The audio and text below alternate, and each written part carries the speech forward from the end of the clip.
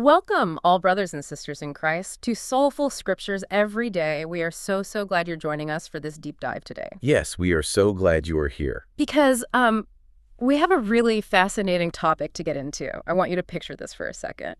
You make like $15 an hour flipping burgers. Right.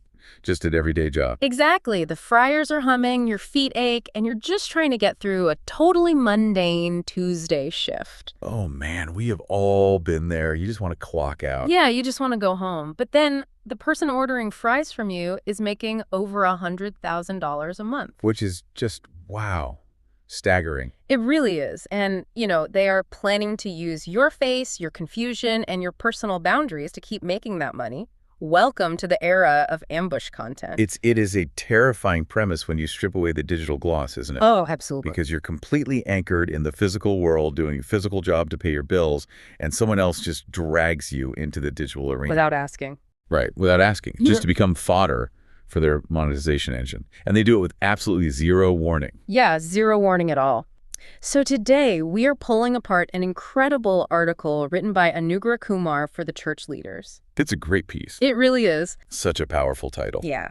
And our mission for this deep dive is to look at a viral encounter that exploded with over 10 million views. Yeah. But we aren't just recounting a video here. No, we need to go much deeper than that. Right. We're going to look at the actual mechanics of what happens when the hypersexualized, profit-driven creator economy collides head-on with traditional faith.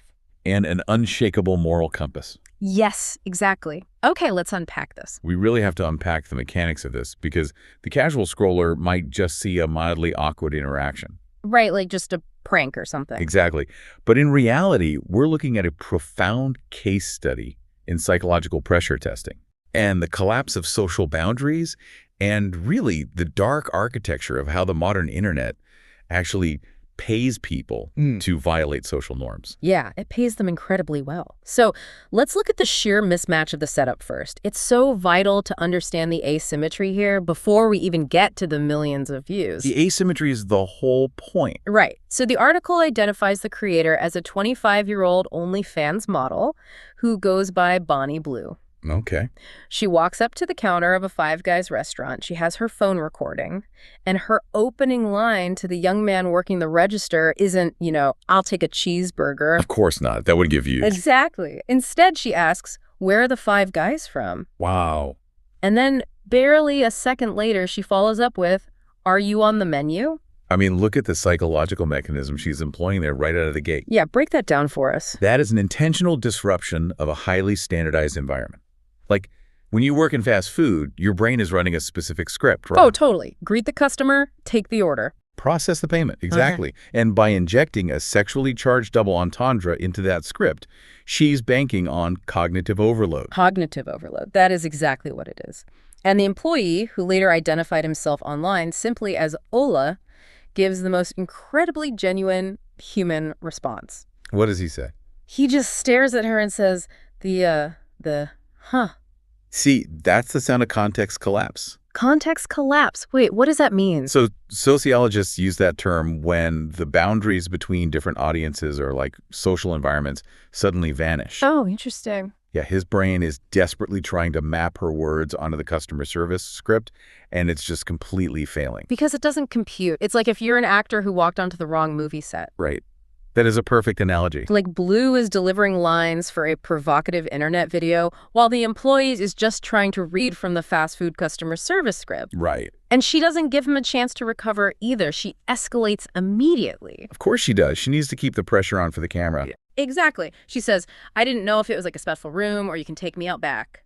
Goodness. And Ola, clearly realizing he's stepped into some alternate reality, just says, I don't know what's happening.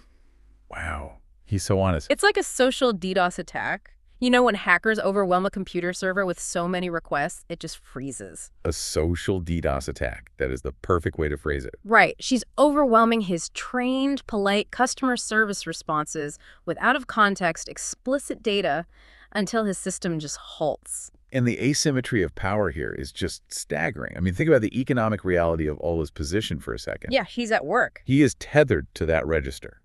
If a person walked up to him on the street and said those things, He could just walk away. Yeah, just turn around and leave. But behind that counter, he is trapped by the professional obligation of the service industry. The customer is always right. Exactly.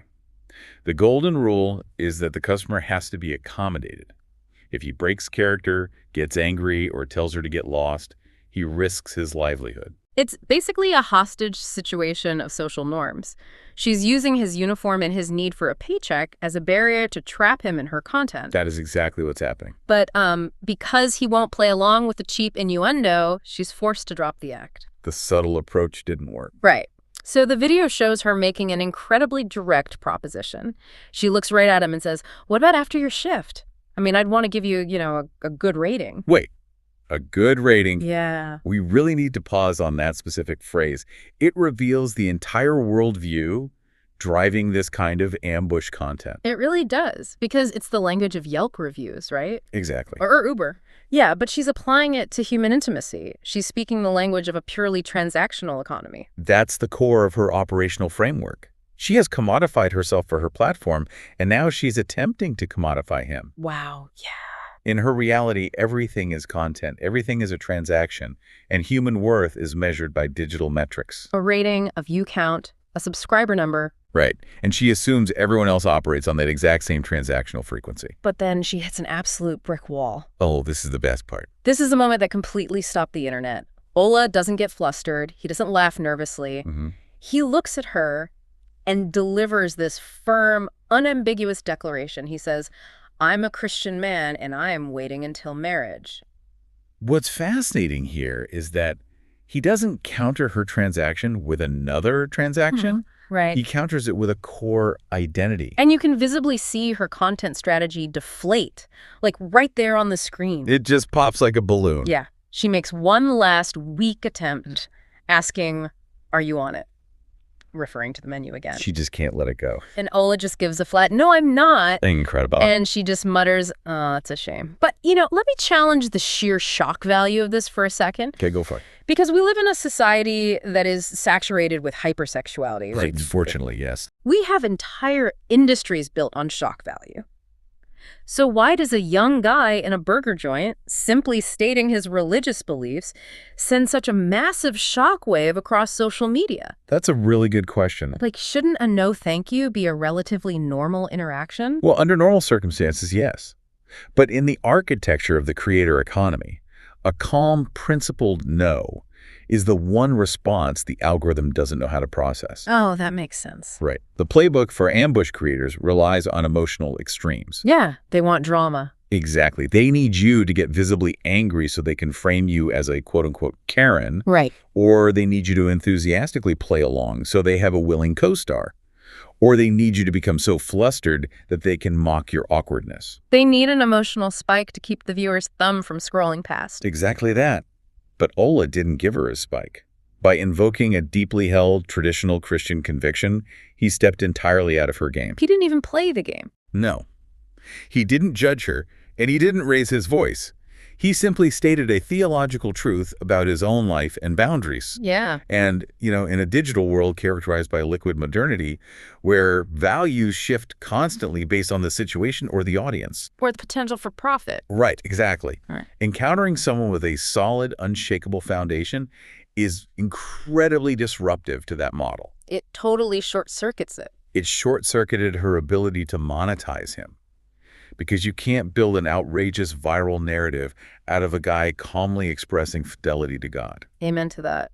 And because he refused to play her game, the video didn't end up as a typical internet prank. No, they became something much bigger. It became a massive beacon for digital fatigue. When the clip hit X, the platform formerly known as Twitter, it just exploded. The numbers on this are crazy. 10 million views, over 2,300 comments. 10 million. Yeah.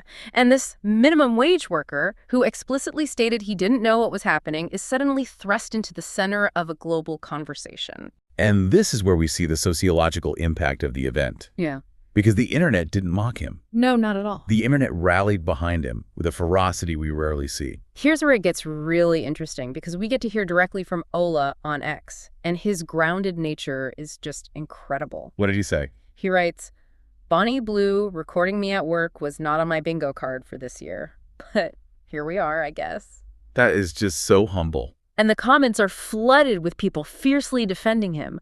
One user angrily tells him, "Sue her." Naturally, the internet's first response. Right, everybody's a lawyer online. And Ola cuts through all the grandstanding internet drama with 3 words. He says, "Bruh, I'm broke." Oh, man.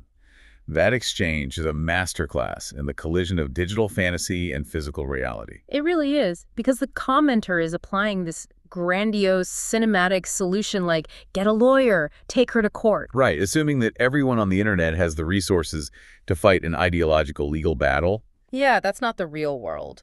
And Ola brings it right back down to the floor of that Five Guys restaurant. He's a guy making hourly wages. He doesn't have the time, the capital, or the energy to wage a lawsuit against a millionaire content creator. But look at why that specific response resonated so deeply with the audience. Why do you think that is? Well, we are living through an era of severe digital fatigue. The public is bombarded constantly by manufactured realities. Every prank feels staged. Every outrage feels focus grouped. Oh, absolutely. Every viral moment feels like a calculated cash grab. Exactly. Our collective radar for manipulation is permanently flashing red. Yeah, you watch a video now, and within 3 seconds, your brain is looking for the strings, trying to figure out how you're being sold something. And then Ola appears on their feeds, and the audience instantly recognized that he wasn't acting. You can't fake that genuine confusion. No, you can't. They saw a man caught off guard who didn't ask for the spotlight, responding with a deeply sincere statement of personal faith. For an audience starved for authenticity, a genuine moment of principled boundary setting is universally refreshing. It really is. Even commentators who might not share his Christian worldview were deeply moved by it. That's the amazing part. The article by Anugrah Kumar highlights comments saying, "Good for you for standing your ground and saving yourself for marriage. Not many are like that." Wow. They were respecting the unshakable nature of his character in a medium that usually rewards moral flexibility. They really were. So he held the line. But while millions are celebrating Ola's authenticity, we have to flip the coin and look at the engine that created the situation in the first place. We have to. It's the only way to understand the full picture. Right. We have to look at the business model of Bonnie Blue, because she represents the absolute zenith of monetizing crossed boundaries. She really does. Anugrah Kumar's reporting points out that she claims to make 6 figures a month. Just staggering wealth from this. But that staggering income is built on a foundation that has drawn intense, furious scrutiny. Because she has constructed a highly lucrative enterprise entirely around disruption. And the controversy extends far beyond bothering fast food workers. Oh, it gets much darker. The article dives into who she primarily targets for her content collaborations. Right. She explicitly targets barely legal teenagers. Yeah. And the terminology she uses for them is just chilling. She refers to them as schoolies. The term schoolies is so loaded with intention. It really is. It deliberately evokes the image of students, of youth, of individuals who have literally just crossed the threshold into legal adulthood but lack fully developed life experience. Yeah, or cognitive maturity regarding long-term digital consequences. Exactly. But let me play devil's advocate here for a second, because we have to look at the cold, mechanical reality of the platforms. Okay. She is operating in public spaces. She is targeting 18-year-olds who are legally adults capable of consent. Legally, yes. Right. If the law says what she's doing is technically illegal, isn't she just a savvy, albeit ruthless, capitalist? Like, isn't the internet just playing moral police against someone who figured out how to win the algorithms game? See, that is the exact defense she relies on. And it perfectly illustrates the chasm between legal compliance and moral rot. Yeah, moral rot is the right phrase for it. If we connect this to the bigger picture, the article references an interview she did with Metro last year where she addressed the public backlash. What did she say in that? Well, she said, "People are calling me a predator anyway. My hate has been through the roof in terms of death threats and nonstop abuse." Because she knows she's hated. She is very aware. But she goes on to justify her actions by saying, if I was forcing them off the street, dragging them up, then yeah, call me a predator, but it's not the case. She emphasizes that these 18-year-olds choose to contact her. So she is using the legal age of consent as an impenetrable shield against any ethical criticism. Exactly. She's saying, the law says 18, they agreed, therefore you can't judge me. Precisely. Yeah. She is weaponizing technical legality to deflect from the profound power dynamics at play. Because an 18-year-old might legally be able to sign a contract, sure. Right. But a creator making $100,000 a month holds all the financial, social, and platform power in that dynamic. All the power. All of it. Yeah. But let's look at the mechanical genius and the deep cynicism of how she handles the backlash. Yeah.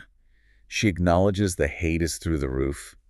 Now, in any traditional business, or frankly, in any traditional moral framework, being universally labeled a predator would destroy your reputation and your livelihood. Oh, absolutely. You'd be fired, you'd be bankrupt. But in the attention economy, infamy is cash. Right. The algorithms running these platforms do not distinguish between a view driven by admiration and a view driven by absolute disgust. You just see clicks. Exactly. If you angrily reply to a post, quote tweet it to condemn it, or watch a video just to see how awful it is, the algorithm registers one thing, which is engagement. And high engagement tells the system to push the content to more people. Yes.